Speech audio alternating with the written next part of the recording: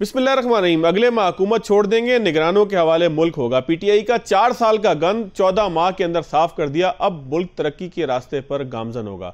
ये कहना था वज़ीर आज़म शहबाज शरीफ का। उन्होंने कौम से खिताब किया। इस तमाम चीज़ों के अलावा मुल्क के अंदर इस वक्त इंतखाबी इस्लाहात की बात हो रही है। अयाज सादिक साहब कमेटी के सरबराह हैं, वो कहते हैं कि तहरीक इंसाफ से भी हम तकरीबन इत्तफाक के करीब पहुँच चुके हैं। आज़म नज़ीर तारड़ साहब ने भी इस हवाले से बात की है। इंतखाबी इस्लाहात कैसे होंगी, क्या जमातों पे पाबंदी लगाने का मामला वाकई जो है वो कारपेट के नीचे चला गया। हामिद मीर साहब ने दावा किया था कि इमरान खान साहब की नाअहली के बाद फिर आगे की तरफ मामलात बढ़ेंगे, इलेक्शन की तरफ जाएंगे। सरदार लतीफ़ खोसा ने भी ऐसी बात की थी कि उन्हें इलेक्शन 2023 क्या 2024 पे भी होते नज़र नहीं आ रहे। बात करेंगे खोसा साहब से। पीपल्स पार्टी से राहें जुदा कर चुके हैं या अभी भी पीपल्स पार्टी का हिस्सा हैं। आखिर क्या ज़रूरत पेश आई कि इतनी तवील रफ़ाकत को किसकी खातिर, किसके कहने पर, किस इख्तलाफात की बुनियाद पर, किन इख्तलाफात की बुनियाद पर जो है वो रास्ते अलग करने का सबब बना। खोसा साहब हमारे साथ मौजूद हैं। इसके बाद तजियाकार के पैनल की तरफ चलेंगे, तमाम ही चीज़ों का जायज़ा लेंगे जो इस वक्त मुल्क के सियासी मंजरनामे के ऊपर दिखाई दे रही हैं। क्योंकि ये सवाल बार बार पैदा हो रहा है कि क्या निगरान सेटअप तवील अरसे के लिए होगा। अगर तवील अरसे के लिए होगा तो पाकिस्तान पीपल्स पार्टी, पाकिस्तान मुस्लिम लीग नून और दीगर जमाती जो जमहूरी कुव्वतें हैं उनका क्या रद्द-ए-अमल होगा। खोसा साहब बहुत शुक्रिया आपके वक्त का। खोसा साहब ये फरमाइएगा, आपकी इतनी तवील रफ़ाकत थी पाकिस्तान पीपल्स पार्टी के साथ, जुल्फ़िकार अली भुट्टो साहब के आप साथी थे, आपने उनके दौर में मेंबरशिप हासिल की। आखिर ऐसी क्या आफत आन पड़ी थी सियासी महाज के ऊपर कि आप ने रास्ते जुदा कर लिए या आपके रास्ते जुदा कर लिए गए? क्योंकि पीपल्स पार्टी तो कहती है कि अब आप उनका हिस्सा नहीं है, बेशक आप ये कहें कि आप सेंट्रल एग्जीक्यूटिव कमेटी में हैं। नहीं, कभी पीपल्स पार्टी ने ये नहीं कहा। देखिए, अगर छोटे मोटे कोई ओहदेदार कहते हैं अपनी किसी जाति उसकी वजह से, तो वो फरतुल्लाह बाबर जो सेक्रेटरी जनरल है उसने क्लैरिफाई कर दिया है। और मेरे कोई रास्ते जुदा नहीं है, पीपल्स पार्टी का यही रास्ता है। हमने रानी शहीद बेनजीर भुट्टो ने अपनी हुकूमत तो गिरवा ली थी, लेकिन मिलिट्री कोर्ट्स की को नहीं किया था कि वो सिविलियंस को ट्राई करें और ऐसी रीत पड़े कि कल को जो है मिलिट्री कोर्ट्स बाकियों के भी ट्रायल। मेरा नहीं ख्याल कि कोई भी ये चाहेगा कि उनके लिए भी फौजी अदालतें ही उनके केसेस को समाप्त करें। तो इसलिए अगर हमने ये किया है तो उस फरतुल्लाह बाबर ने बड़ा वाज़ेह कर दिया कि देखिए उनकी एक इनफरादी हैसियत भी है। और अगर एतजाज आसन ने पिटीशन की है और लतीफ खोसा उनके वकील हैं और वो समझते हैं कि ये बुनियादी हकूक से मुतसादिम है और आइन की वो तशरीह चाहते हैं, तो फाबिया वो अदालत जो फैसला करेगी वो फिर सुप्रीम कोर्ट का फैसला हतमी होता है। तो इसमें तो हमने कोई ऐसी रास्ते जुदा नहीं किए। बाकी रहा ये कि आप अगर ये सवाल करते हैं तो उनसे पूछें जिन्होंने आपको ये कहा है। मेरा मौक़िफ़ यही है, लेकिन खोसा साहब मैं ही हूँ और पीपल्स पार्टी की रूह यही है। लेकिन खोसा साहब मसला असल में यहाँ पे ये आ रहा है कि आप मुस्तकिल जो है वो पार्टी पॉलिसी से इख्तलाफ करते दिखाई दे रहे हैं। देखिए, मुझे ज़ाती तौर पर इससे कोई मामला नहीं है कि आप पीपल्स पार्टी के साथ हो या पीटीआई के साथ हो, लेकिन जो रूमर्स हैं, जो सवालात हैं, वो ये हैं कि जी आपके बेटे को चूंकि ओहदा नहीं दिया गया था। जिससे पूछो, जिससे कोई पॉलिटिकल तज्जिया लो कि जी खोसा साहब क्यों नाराज़ हैं पीपल्स पार्टी के साथ, या सियासी इख्तलाफ क्यों कर रहे हैं, या पीपल्स पार्टी की पार्टी लाइन से क्यों इख्तलाफ करें, तो वो कहते हैं जी खोसा साहब के बेटे को ओहदा नहीं मिला था, उनको कोई अटॉर्नी जनरल का मामला था, खोसा साहब को शायद कोई और इस तरह के दीगर इख्तलाफात। तो आखिर मामला है क्या? ऐसा नहीं कहा और मैंने ना कभी ऐसा ओहदा मांगा है। और मेरे ख्याल में और ज्यादा इश्यूज हैं जो इससे ज्यादा अहमियत रखते हैं। हमने इस सरजमीन पाकिस्तान को सरजमीन बेआईन बना दिया है। हमारा मौक़िफ़ ये है कि बाबा शहीद का दिया हुआ आईन है, उससे इनहराफ ये रियासत के खिलाफ बगावत के मुतरादिफ है। इसलिए पीडीएम की हुकूमत को हम ये गवारा नहीं करते कि ये गुल्लू भट्टों की हुकूमत पीडीएम चलाए।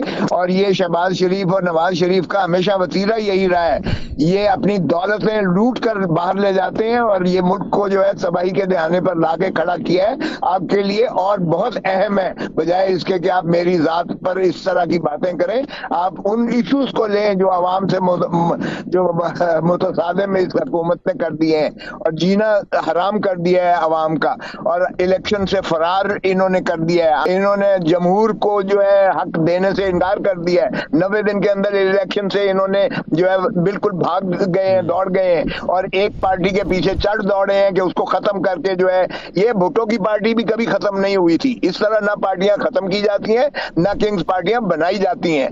हम इस रीच के खिलाफ हैं, इसलिए हमारी जो मौकफ है वो एक बड़े मकसद के लिए है। खुदारा आइन को बहाल करें, खुदारा इस मुल्क में जमहूरियत को चलने दें, खुदारा इस मुल्क को जो है भिखारी न बनाए। ये बड़े खुश हो रहे हैं कि IMF से जो है इन्हें इमदाद मिल गई है। ये 25 करोड़ अवाम की इज्जत और तौकीर का जनाजा निकल गया है। क्या बातें कर रहे हो यार तुम, अहम बातें करो जो मुल्की इस वक्त मामलात हैं, बजाय इसके कि एक छोटे से ओहदेदार के लिए कहें मेरा होना ना होना कोई फर्क नहीं पड़ता है, मुझे 25 करोड़ पाकिस्तान के अवाम के हकूक के लिए जो है मैं लड़ रहा हूं और हकूक के लिए मैं बातें कर रहा हूं। चले खोसा साहब, फिर आगे की तरफ आ जाते हैं। आपने कहा अहम मामला पे बात करें, तो अहम मामला यह है कि वज़ीर-ए-आज़म पाकिस्तान ये कहते हैं कि अगले माह निगरान हुकूमत के हवाले मुल्क कर देंगे, वो अलग हो जाएंगे। PDM की हुकूमत या पीपल्स पार्टी और PDM की जो मुश्तरका हुकूमत है, इत्तेहादी हुकूमत, वो ख़त्म हो जाएगी।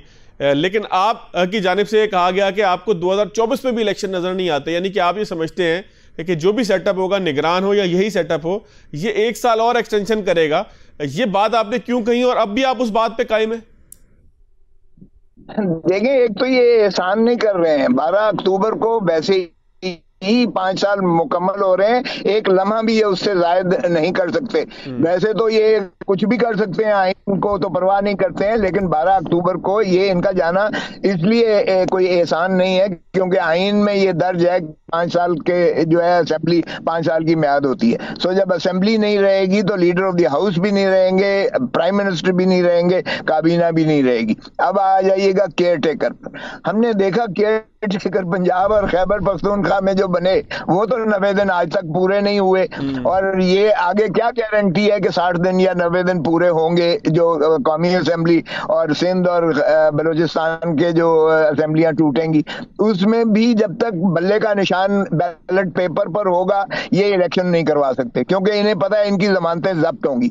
जितना इस वक्त गम और गुस्सा अवाम में PDM की हुकूमत के खिलाफ है, आप जरा बाजार में जाकर देख लीजिएगा, ये इस लायक ही नहीं है कि ये जाके कैंपेन भी कर सकें। तो मैं उस बिना पर कहता हूं कि ये कैसे जाएंगे अवाम को, किस मुंह से जाएंगे अवाम के पास, कौन सा इन्होंने अवाम के लिए सहूलत पैदा की है, कौन सी आसानियां इन्होंने पैदा की हैं, कौन से हकूक इन्होंने अवाम को दिए हैं, क्या लेकर जाएंगे ये अवाम के पास। अवाम के पास जरा जाएं तो सही ना। इसीलिए मैं कहता हूं कि इसको जो है ये सवालत देंगे। अब या तो इमरान खान को ये लहज में उतार दें और या इमरान खान की पार्टी को खत्म करके, क्रश करके, बैन करके बल्ले का निशान बहाना आए। जब बल्ले का निशान अगर बैलेट पेपर पर होगा तो ये बिल्कुल इलेक्शन नहीं लड़ सकते, इनको भी इल्म है। इस बिना पर इसलिए मैं कहता हूं कि ये इलेक्शंस जो है ये उसको जो है केयर टेकर्स को आगे सवालत देंगे और केयर टेकर्स की आड़ में ये अपने आप को बचाने की कोशिश करेंगे। लेकिन खोसा साहब एक सवाल है ना, केयर टेकर अगर एक्सटेंशन लेकर आते हैं या किसी वजह से उनकी मियाद एक्सटेंड हो जाती है तो उसमें इनका क्या कसूर है? इन्होंने तो इख्तिदार हवाले कर दिया था। कौन चाहता है कि मेरा इख्तिदार किसी और के हवाले और फिर वो मुल्क चलाता रहे? हर कोई चाहता है कि इलेक्शन में जाए, अगला इलेक्शन हो। यार फवाद तुम मजाक कर रहे हो। ओ भाई, इन्होंने कब छोड़ा? वो तो 5 साल मुकम्मल हो गए। 5 साल मुकम्मल होने के बाद वो तो ऑटोमेटिकली तहलील हो गई असेंबलियां। कोई इन्होंने एहसान नहीं किया है कि ये इनका तो वो हठधर्मी देखें कि जो आइन में तयन था 90 दिन कराना पंजाब और खैबर पख्तूनख्वा, इन्होंने वो भी ना कराया। इन्होंने सुप्रीम कोर्ट के हुक्म को भी जूती के नोक पर रखा। इन्होंने तो जितना ये जो कर सकते थे आइन की तस्हीक और सुप्रीम कोर्ट की तस्हीक कर सकते थे, इन्होंने अपनी की। अब 5 साल से तो मुतजावज इनका एक लम्हा भी नहीं हो सकता है, तो इनका कोई एहसान नहीं है कि इन्होंने छोड़ दिया। अब आ जाइएगा election commission of Pakistan. Election commission of Pakistan ने इलेक्शन करवाने हैं, सुप्रीम कोर्ट में उन्होंने अंडरटेकिंग दी। क्या हुआ? माशाअल्लाह इसहाक डार साहब जो खुद यानी इकबाली मुजरिम है, जिन्होंने इकबाल जुर्म करके आज वजीर खजाना है, उनका अभी भी मेरे पास इकबाल जुर्म है, अगर मैं आपको दिखाऊं तो आपको हैरान होगी कि किस तरह से वो फ्रॉड करते रहे, किस तरह से जराइम करते रहे, किस तरह से उन्होंने मनी लॉन्ड्रिंग की, किस तरह से उन्होंने काजी फैमिली को इन्वॉल्व किया, किस तरह से शरीफों के जो है उन्होंने महलात बनाए और उन्होंने जो है उनकी प्रॉपर्टीज और एसेट्स और किस तरह से धरती माँ को लूटा। वो तो एक तरफ रख दीजिएगा। चलें अब आ जाइएगा कि क्या इलेक्शन कमीशन क्या इंडिपेंडेंट इदारा है क्या इंडिपेंडेंट? तो जाहिर है कि इलेक्शन कमीशन को इन्होंने कानून जो तरमीम करके इलेक्शन कमीशन को अख्तियार दिया है, आइन से लेकर इलेक्शन कमीशन को अख्तियार दिया है, जो दे नहीं सकते थे। बाहर का अब इलेक्शन कमीशन तो इन्हीं की जो है ताबेदारी करेगा जिस तरह ये कहेंगे। तो इसलिए ये मुझे मत सुनाए कि जी इन्होंने तो अपना जो है इख्तियार छोड़ दिया। कौन छोड़ता है इख्तियार? तो और इनका क्या कसूर होगा? तो ये इन्हीं का कसूर होगा, इसलिए कि ये चिपटे हुए हैं इक़्तिदार से। धरती माँ तो डूब रही है मगर इनकी जो है इमारतें बढ़ती चली जा रही हैं। अच्छा खोसा साहब, इंतखाबी इस्लाहात हो रही हैं, उसमें गुज़िश्ता रोज हमने देखा कि ये बयान भी सामने आया कि पार्टियों के ऊपर पाबंदी लगाने का मामला ज़ेर गौर नहीं है, उसको नई कानून साजी के अंदर जो है वो किसी सूरत शामिल नहीं किया जाएगा। तो आपको लगता है कि अब हम संजीदा हैं इंतखाबी इस्लाहात के लिए? ठीक मामलात के ऊपर बात हो रही है, ज़ाहिर है कि रिजल्ट की ट्रांसमिशन के ऊपर बड़े एतराज़ात होते हैं तो उसके ऊपर चीज़ें हो रही हैं, तो ये तो कम से कम पॉजिटिव चीज़ है ना, उसमें तहरीक इंसाफ भी शामिल है। देखिए ये तो कर ही नहीं सकते हैं क्योंकि ये आइन तरमीम करना पड़ेगा। आर्टिकल 17(2) में है, अगर पार्टी को आपने बैन करना है, किसी पार्टी को जो कि पाकिस्तान की सालमियत के खिलाफ काम कर रही हो, तो आपको एक बना के रेफरेंस बना के सुप्रीम कोर्ट में भेजना पड़ता है 14 दिन के अंदर, और सुप्रीम कोर्ट का फैसला हतमी होता है। ये आइन की आर्टिकल 17(2) में है। तो इसलिए इलेक्शन एक्ट के जरिए आइन को तरमीम नहीं की जा सकती है। अरब रुपए जो थे वो सलमान ये शहबाज हो या हमजा शहबाज हो या शहबाज शरीफ अपने केस खत्म करवाए हैं, लेकिन भाई साहब का केस खत्म नहीं करवाया, उनकी सजा बहाल है। ये भी जरा देखिएगा इसमें। अच्छा, वो आएंगे तो अडयाला जेल जाएंगे सीधे। अच्छा, भाई साहब के लिए क्या क्या रास्ते हैं? अपने केस और अपने खोसा साहब, आप कानूनी माहिर हैं, भाई साहब के लिए अब क्या क्या रास्ते हैं? अपील का फैसला करवा ले तो हो सकता है। और फिर इसी तरह अगर आर्टिकल 62(1)(f) में तरमीम करें तो ही उम्र कैद क्योंकि उस पर सुप्रीम कोर्ट भी अपनी मोहर सब कर चुकी है और इनकी नजरसानी की दरखास्त भी खारिज हो चुकी है। तो अगर उसको इन्होंने रिवर्स करवाना है तो वो आईनी तरमीम के जरिए होगी, जो इन्होंने सबऑर्डिनेट लेजिस्लेशन में इन्होंने कहा है कि 5 साल की बंदिश हो, जहां कोई मुतय्यन न किया गया हो म्याद, वो मोहतरम नवाज शरीफ साहब के को बेल आउट नहीं करता, उनको कोई फायदा नहीं देता है उसका। और फिर मोहतरम नवाज शरीफ पर पार्टी की सरबराही पर भी जो है सुप्रीम कोर्ट ने उसको भी कलअदम करार दिया था और कहा था कि एक शख्स जो नाअहल हो वो पार्टी का सरबराह नहीं बन सकता। वो कदगन भी बदस्तूर रहेगी तावक्ते के, वो उसमें तरमीम नहीं करेंगे आइन में। अच्छा खोसा साहब, एक आखिरी चीज फरमाइएगा कि चेयरमैन तहरीक इंसाफ के खिलाफ बहुत से केसेस हैं, इद्दत वाला केस है जिसको दोबारा जो है वो भेज दिया गया है सिविल कोर्ट की तरफ। कौन सा केस आपको लगता है तोशा खाना इद्दत वाला, किसी केस में वो फंस सकते हैं नाअहली की तरफ? मेरा नहीं ख्याल, लेकिन तोशा खाना में सभी माशाल्लाह आपके ने खुद सर हर टेलीविजन ने दिया है, किसने तोशा खाना से इस्तेफादा नहीं किया है? या तो सभी को बैन करें, उसमें मोहतरम नवाज शरीफ भी आते हैं, सभी आते हैं जो जितने भी सरबराहान रहे हैं, तो वो तोशे खाने वाला तो केस है कोई नहीं है। अल कादिर वाला 190 बार बार कहते हैं, वो 190 बिलियन जो है वो किसके खाते में गया है भाई? वो तो सुप्रीम कोर्ट के अकाउंट्स में गया हुआ पैसा है, वो कोई इमरान खान या वो उनकी ज़ौजा के तो पास नहीं गया है। बाकी जो केसेस हैं वो 9, 10, 11, 12, 4 दिन वो जेल में थे, 4 दिन वो तहवील में थे, कस्टडी में थे, गिरफ्तार हुए थे, जिसके रिएक्शन हुआ।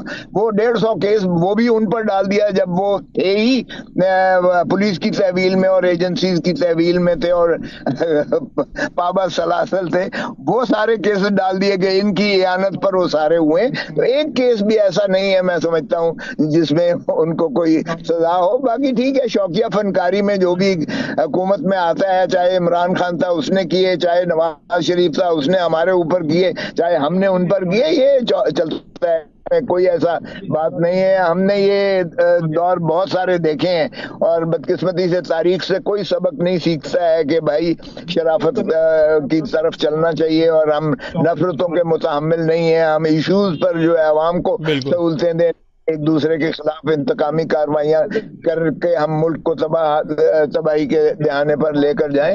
मेरे ख्याल में ये चूहे बिल्ली का खेल बंद होना चाहिए और संजीदगी से सभी कायदीन को बैठकर जो है पाकिस्तान की बेहतरी की तरफ गामजन होना चाहिए। बिल्कुल ठीक है खोसा साहब, आपका बहुत शुक्रिया। आपने बहुत खूबसूरत बात की कि सबको साथ मिलकर बैठना होगा, लेकिन बिठाएगा कौन?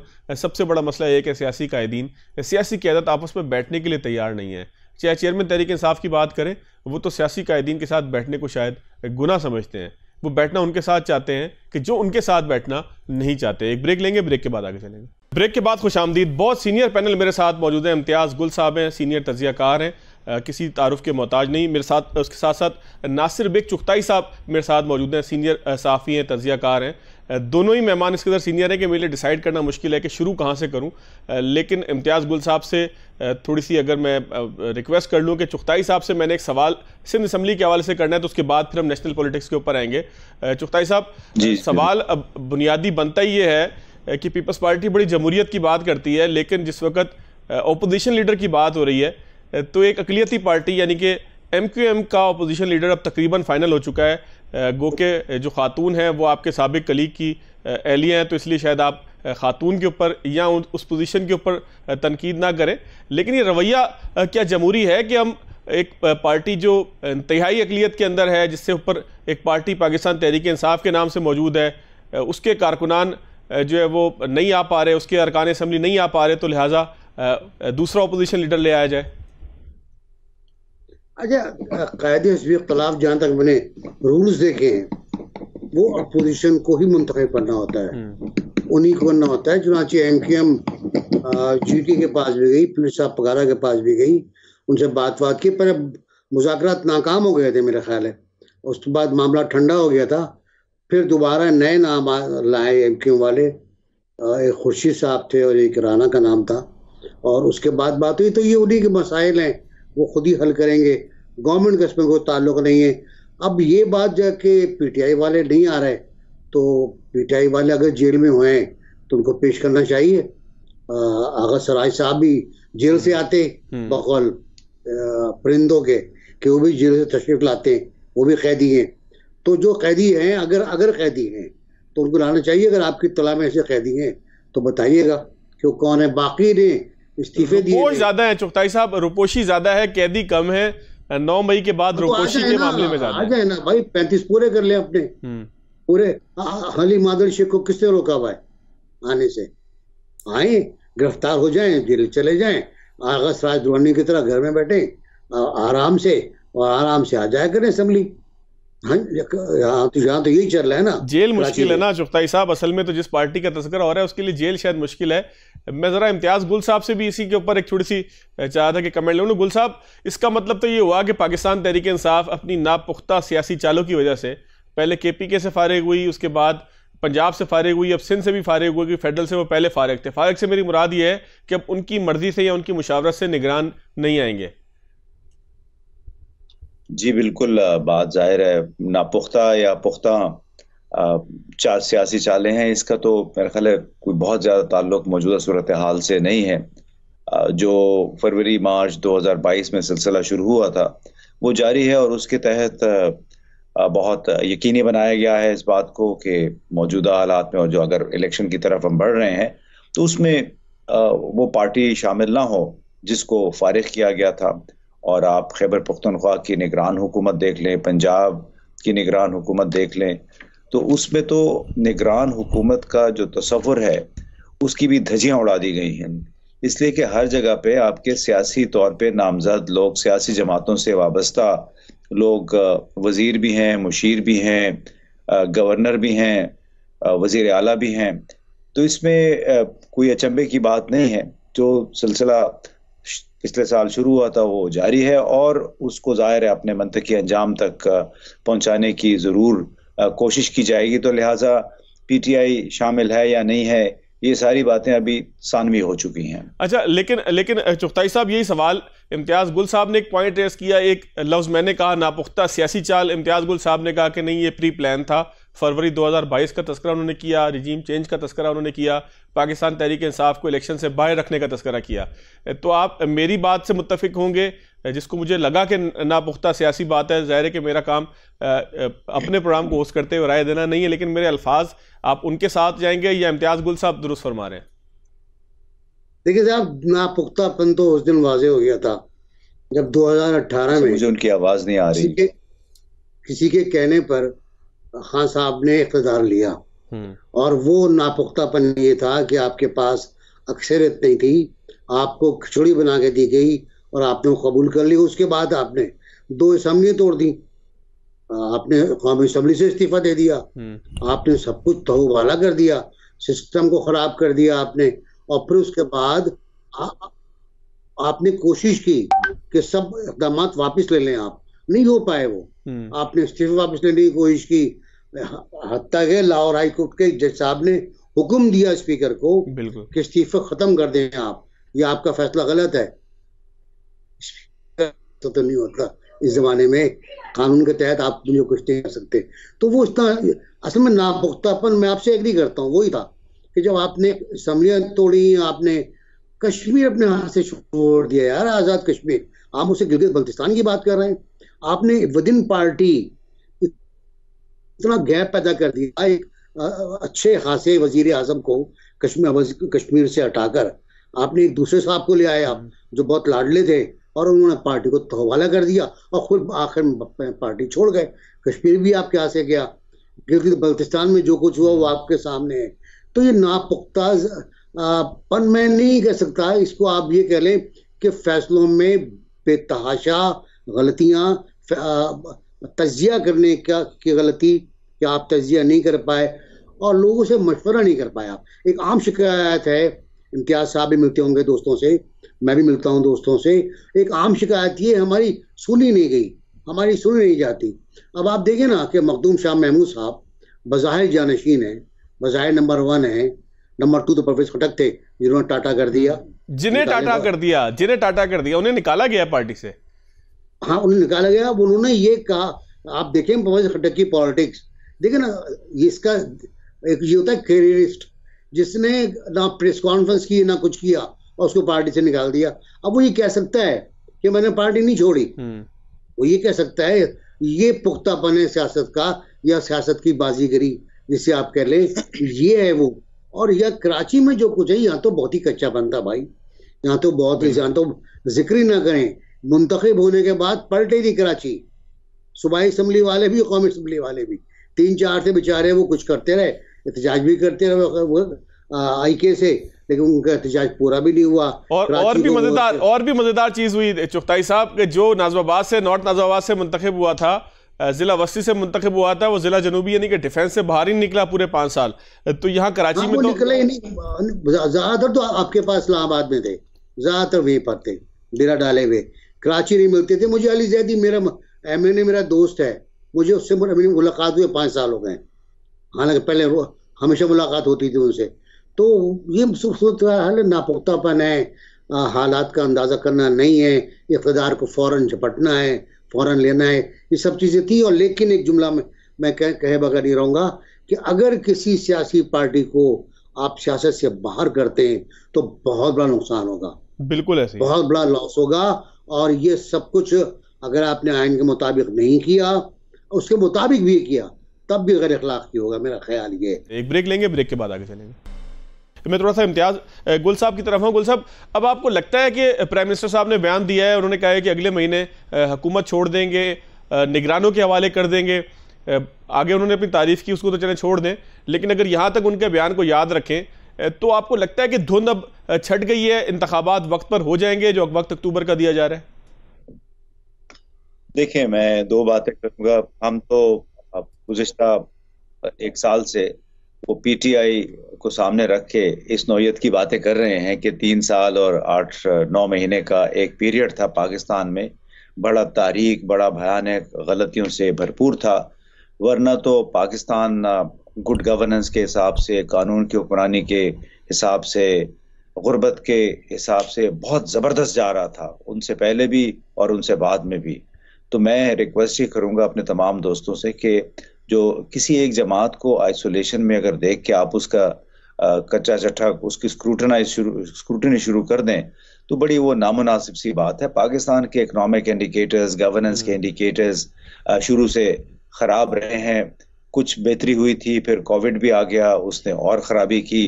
तो हमें ये कि दूसरी गलतियां किस जमात ने नहीं की हैं। हर जमात सियासी गलतियां करती है, हर जमात की किचन कैबिनेट होती है, हर जमात के अपने पसंदीदा लोग होते हैं।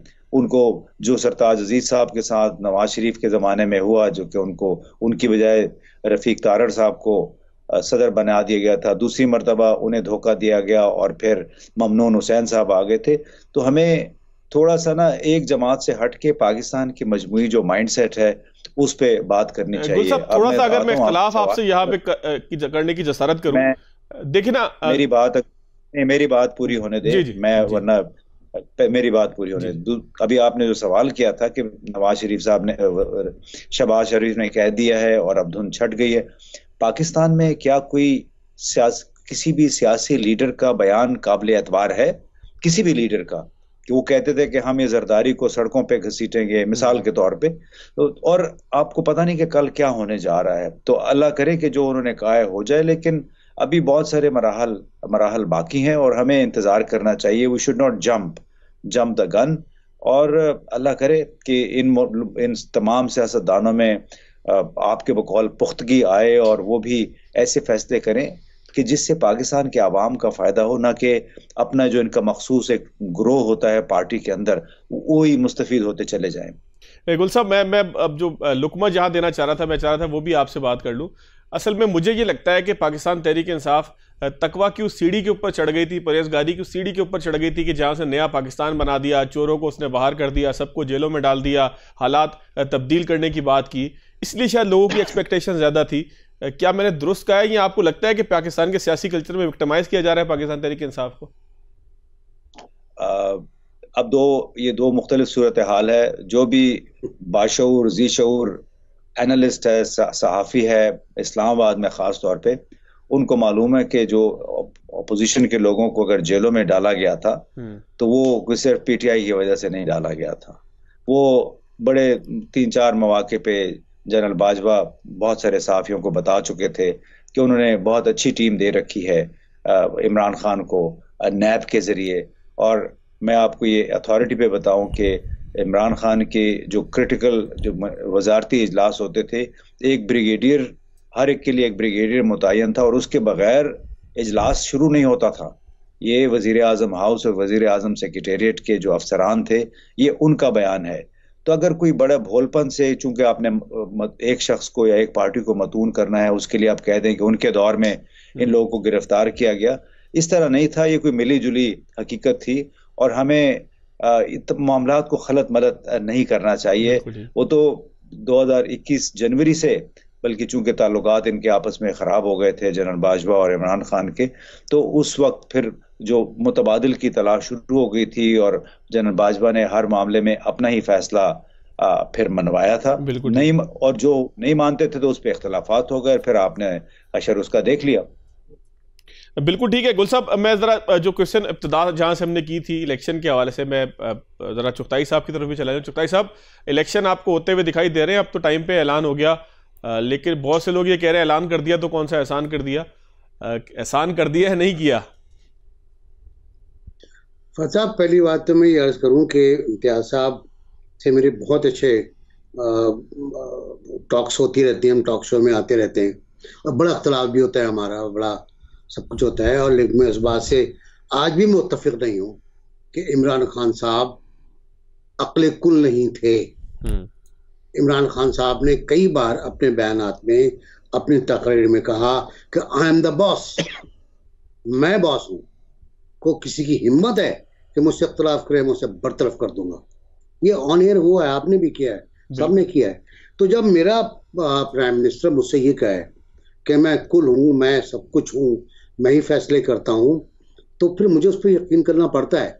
और उस इख्तिदार के बाद जब वो कहे कि मैंने तो कुछ भी नहीं किया, कमर बाजवा सब कुछ करता था, तो मुझे यकीन नहीं आएगा, बिल्कुल ठीक, मुझे कभी यकीन नहीं आएगा। और साथ ही साथ ये भी, जब वो ये कहते थे अमेरिका में खड़े होकर कि बहुत शौक है खाकिन अब्बासी की गिरफ्तारी का, चले मैं गिरफ्तार करता हूँ, और उसके 2 दिन बाद वो गिरफ्तार हो जाते थे। फवाद चौधरी साहब टीवी पर आए कहते थे कि 3 दिन बाद फलां गिरफ्तार हो जाएगा, वो गिरफ्तार हो जाता था। तो मतलब ये कि कुछ और था, अब मैं क्या कह सकता हूँ कि क्या था, ये कुछ और था। बड़ा फाउल प्ले हुआ है, बहुत फाउल प्ले हुआ है। अब जहाँ तक ताल्लुक आपका इंतखाबात का है, अब तक दिल खुश फहम को तुझसे हैं उम्मीदें, बहुत सी उम्मीदें हैं, ये आखिरी शम में भी बुझाने के लिए आखिरी मौका है हमारे पास, आखिरी मौका है एक बेहतरीन ना सही एक लंगड़ी लूली जमहूरी निज़ाम को बहाल करने का, अगर हम कर पाए। देखिए आइन क्या कहता है, आइन कहता है कि अगर असम्बली वक्त से पहले टूटे तो 90 डेज में इंतखाबात होंगे, अगर असम्बली वक्त पर टूटे तो 2 महीने में इंतखाबात होंगे। इससे आगे कुछ नहीं लिखा हुआ, इससे आगे सिर्फ इमरजेंसी है, सिर्फ इमरजेंसी है वो जो इंतखाब मुलतवी कर सकती है। और मुझे नजर नहीं आती अब तो माशी बकौल मुस्लिम लीग की हुकूमत के, बल्कि इत्तेहादियों की हुकूमत के, अब तो माशी इमरजेंसी भी नहीं रही, अब तो सब कुछ मिल गया आपको, आपने जो मांगा था उससे सिवा मिल गया आपको। बिल्कुल आप इसहाक डार साहब ने जो गलतियां, मैं कहूँगा 2 अफराद ने इस मुल्क की जो छोटी मोटी मईशत थी उसका बेड़ा गर्क किया। एक पीटीआई की हुकूमत जिसने IMF का जो मुआहदा था उसकी मुआहदा शिकनी की, और एक इसहाक डार साहब जिन्होंने 8 महीने ताखीर की। 8 महीने पहले ये मुआहदा हो सकता था, अगर होता तो ये सूरत हाल नहीं होती। बिल्कुल ये दुरुस्त है कि शहद और नहर की और दूध की नहरें नहीं बहती, ये बिल्कुल दुरुस्त है, बेरोजगारी रहती। ये हाल नहीं होता कि आज जब 45,000 पे पहुंचता है स्टॉक, तो एक स्टॉक में नारे लगते हैं स्टॉक एक्सचेंज के अंदर। जब डॉलर गिरता है तो नारे लग रहे होते हैं खुशी के, और कुछ तो शायद मिठाई भी खा रहे हो, लेकिन ना मिठाई खाने का वक्त है, एक झटका आप बर्दाश्त नहीं कर सकते। बिल्कुल ऐसे इंतखाबात बहुत जरूरी है, सियासी इस्तेकाम बहुत जरूरी है, माशी इस्तेकाम के लिए जब ये साबित कर दिया ना इस 15 महीने। बिल्कुल ठीक है, बिल्कुल ठीक है चुगताई साहब। मेरे पास आखिरी 2-3 मिनट है, मैं चाहता कि इम्तियाज गुल साहब से भी कंक्लूड करा लूं। गुल साहब आप क्या कहते हैं, इसहाक डार साहब ने तबाह कर दिया पीटीआई के बाद? देखिए पीटीआई के जितने आज़ाद शुमार हैं जिनके ऊपर IMF ने अपनी बुनियाद रखी पैकेज की, नए पैकेज की, वो सारे मुस्बत थे। लिहाजा और आपको सबको पता है, स्टेट बैंक के पास आज़ाद शुमार मौजूद हैं कि वो 20 या 21 अरब डॉलर के ज़र मुबादला के ज़खायर मौजूद थे। और ये जो बार बार बात होती है कि IMF ने तोड़ दिया, वज़ीर आज़म भी झूठ बोलते रहते हैं पब्लिक में आके, वो पिछले साल सितंबर में वो रिव्यू करना था IMF ने जो, और उस प्रोग्राम की परफॉर्मेंस जज करनी थी जो कि पीटीआई की थी। लेकिन चूंकि मिफ्ता इस्माइल साहब वो कंक्लूड नहीं करवा सके, लिहाजा वो फिर 9th रिव्यू भी नहीं हुआ, 8वां रिव्यू भी नहीं हुआ है। तो वो पाकिस्तान की मईशत को इतनी आसान नहीं है कि कोई एक पार्टी, कोई एक शख्स उसको फिक्स कर दे, लेकिन उसमें बहरहाल छोटे छोटे इक़दाम लेने पड़ते हैं। और अभी भी मैं पढ़ रहा था 2-3 अखबारात के एडिटोरियल्स, बड़े इकोनॉमिस्ट को, ये तमाम लोगों को मिलके एक चार्टर ऑफ इकोनॉमी पे दस्तखत करने पड़ेंगे।